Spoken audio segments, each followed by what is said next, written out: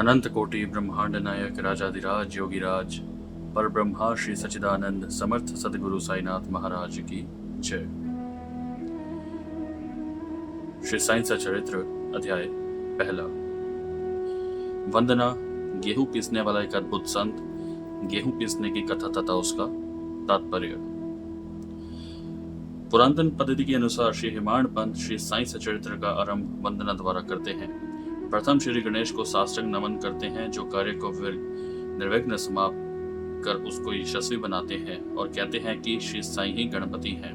फिर भगवती सरस्वती को, जिन्होंने काव्य रचने की प्रेरणा दी, और कहते हैं कि श्री साईं भगवती से भिन्न नहीं है, जो कि स्वयं ही अपना जीवन संगीत बयान कर रहे हैं। फिर ब्रह्मा, विष्णु और महेश, जो क्रमश उत्पत्ति, स्थिति और संहार करता है, और कहते हैं कि श्री साईं और वह अभिन्न है, वह स्वयं ही गुरु बनकर भवसागर से पार उतार देंगे। फिर अपने कुल देवता श्री नारायण आदिनाथ की वंदना करते हैं, जो कि कोंकण में प्रकट हुए। कोंकण वह भूमि है जिसे श्री परशुराम जी ने समुद्र से निकालकर स्थापित किया था। तत्पश्चात वे अपने कुल के आदि पुरुषों को नमन करते हैं। फिर श्री भारद्वाज मुनि को, जिनके गोत्र में उनका जन्म हुआ, पश्चात उन ऋषियों को जैसे यज्ञवल्क्य, भृगु, पराशर, नारद, वेदव्यास, सनक सनंदन, संत कुमार, शुक, शौनक, विश्वामित्र, वशिष्ठ, वामदेव, जैमिनी, वैशंपायन, नवयोगेंद्र इत्यादि तथा आधुनिक संत जैसे निर्वृति, ज्ञानदेव, सोपान, मुक्ताबाई, जनार्दन, एकनाथ, नामदेव, तुकाराम, कान्हा, नरहरि आदि को नमन करते हैं।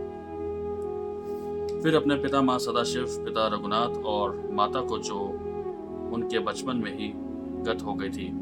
फिर अपनी चाची को, जिन्होंने उनका भरण पोषण किया, और अपने प्रिय भ्राता को नमन करते हैं। फिर पाठकों को नमन करते हैं, जिनसे उनकी प्रार्थना है कि वे एकाग्रचित होकर कथामृत का पान करें। अंत में श्री सच्चिदानंद सदगुरु श्री साईनाथ महाराज को, जो कि श्री दत्तात्रेय के अवतार और उनके आश्रयदाता हैं, और जो ब्रह्म सत्य जगत मिथ्या का बोध कराकर समस्त प्राणियों में से एक ही ब्रह्मा की व्याप्ति की अनुभूति कराते हैं। सर्वश्री पराशर, व्यास और शंडलिय आदि के समान भक्ति के प्रकारों का संक्षेप में वर्णन कर अब ग्रंथकार महोदय निम्नलिखित कथा प्रारंभ करते हैं। गेहूं पीसने की कथा। सन 1910 में मैं एक दिन प्रातःकाल श्री साईं बाबा के दर्शनार्थ मस्जिद में गया। वहां का विचित्र दृश्य देख मेरे आश्चर्य का ठिकाना न रहा कि साईं बाबा मुंह हाथ धोने के पश्चात चक्की पीसने की तैयारी करने लगे। उन्होंने फर्श पर एक टाट का टुकड़ा बिछा उस पर हाथ से पीसने वाली चक्की रखी। उन्होंने कुछ गेहूं डालकर पीसना आरंभ कर दिया। मैं सोचने लगा कि बाबा के चक्की पीसने से क्या लाभ है। उनके पास तो कोई है भी नहीं, और वे अपना निर्वाह भी भिक्षावृत्ति द्वारा ही करते हैं। इस घटना के समय वहां उपस्थित अन्य व्यक्तियों की भी ऐसी ही धारणा थी, परंतु उनसे पूछने का साहस किसे था। बाबा के चक्की पीसने का समाचार शीघ्र ही सारे गांव में फैल गया, और उनकी यह विचित्र लीला देखने हेतु तत्काल ही नर नारियों की भीड़ मस्जिद की ओर दौड़ पड़ी। उनमें से 4 निडर स्त्रियां भीड़ को चीरती हुई ऊपर आईं और बाबा को बलपूर्वक वहां से हटाकर उनके हाथ से चक्की का खूंटा छीनकर तथा उनकी लीलाओं का गायन करते हुए उन्होंने गेहूं पीसना प्रारंभ कर दिया। पहले तो बाबा क्रोधित हुए, परंतु फिर उनका भक्ति भाव देख वे शांत होकर मुस्कुराने लगे। पीसते पीसते उन स्त्रियों के मन में ऐसा विचार आया कि बाबा के ना तो घर द्वार है और ना इनके कोई बाल बच्चे हैं तथा ना कोई देख रेख करने वाला ही है। वह स्वयं भिक्षावृत्ति द्वारा ही अपना निर्वाह करते हैं, अतः उन्हें भोजनादि के लिए आटे की आवश्यकता ही क्या है। बाबा तो परम दयालु हैं, हो सकता है कि यह आटा वे हम सब लोगों में ही वितरण कर दे। इन्हीं विचारों में मग्न रहकर गीत गाते गाते ही उन्होंने सारा आटा पीस डाला। तब उन्होंने चक्की को हटाकर आटे का 4 समान भागों में विभक्त कर लिया और अपना अपना भाग लेकर वहां से जाने उगत हुई। अभी तक शांत मुद्रा में निमग्न बाबा तत्क्षण ही क्रोधित हो उठे और उन्हें अपशब्द कहने लगे।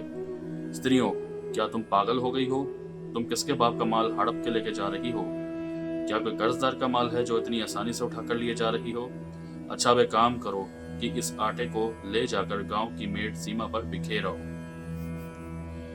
मैंने शिरडी वासियों से प्रश्न किया कि जो कुछ बाबा ने अभी किया है उसका यथार्थ में क्या तात्पर्य है। उन्होंने मुझे बतलाया कि गांव में विशुचिका हैजा का जोरों से प्रकोप है और उसके निवारणार्थ ही बाबा का ये उपचार है। अभी जो कुछ आपने पीसते देखा था वह गेहूं नहीं, वर्णन विशुचि का हैजा थी, जो पीस कर नष्ट कर दी गई है। इस घटना के पश्चात सचमुच विशुचिका की संक्रामकता शांत हो गई और ग्रामवासी सुखी हो गए। यह जानकर मेरी प्रसन्नता का पारावार न रहा। मेरा कौतूहल जागृत हो गया। मैं स्वयं से प्रश्न करने लगा कि आटे और विशुचि का हैजा रोग का भौतिक तथा पारस्परिक क्या संबंध है, इसका सूत्र कैसे ज्ञात हो। घटना बुद्धिमय सी प्रतीत नहीं होती। अपने हृदय की संतुष्टि के हेतु इस मधुर लीला का मुझे 4 शब्दों में महत्व अवश्य प्रकट करना चाहिए। लीला पर चिंतन करते हुए मेरा हृदय प्रफुल्लित हो उठा और इस प्रकार बाबा का जीवन चरित्र लिखने के लिए मुझे प्रेरणा मिली। यह तो सब लोगों को विदित ही है कि यह कार्य बाबा की कृपा और शुभ आशीर्वाद से सफलतापूर्वक संपन्न हो गया। आटा पीसने का तात्पर्य। शिरडी वासियों ने इस आटा पीसने की घटना का जो अर्थ लगाया वह तो प्राय ठीक ही है, परंतु उसके अतिरिक्त मेरे विचार से कई अन्य अर्थ भी हैं। बाबा शिरडी में 60 वर्षों तक रहे और इस दीर्घ काल में उन्होंने आटा पीसने का कार्य प्राय प्रतिदिन ही किया। पीसने का अभिप्राय गेहूं से नहीं, वरन अपने भक्तों के पापों, दुर्भाग्यों, मानसिक तथा शारीरिक तापों से था। उनकी चक्की के 2 पाटों में ऊपर का पाठ भक्ति तथा नीचे का कर्म था। चक्की की मुठिया जिसे पकड़कर वह पीसते थे वह था ज्ञान। बाबा का दृढ़ विश्वास था कि जब तक मनुष्य के हृदय से प्रवृत्तियां, आसक्ति, घृणा तथा अहंकार नष्ट नहीं हो जाते, जिनका नष्ट होना अत्यंत दुष्कर है, तब तक ज्ञान तथा आत्मानुभूति संभव नहीं है। यह घटना कबीरदास जी की इसके तदनुरूप घटना की स्मृति दिलाती है।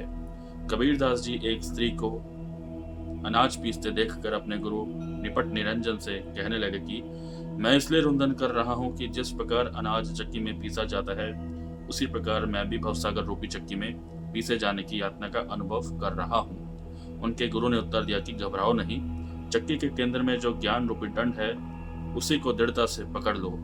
जिस प्रकार तुम मुझे करते देख रहे हो उससे दूर मत जाओ, बस केंद्र की ओर ही अग्रसर होते जाओ और तब यह निश्चित है कि तुम इस भवसागर रूपी चक्की से अवश्य ही बच जाओगे। श्री सद्गुरु साईनाथ प्रणमस्तु।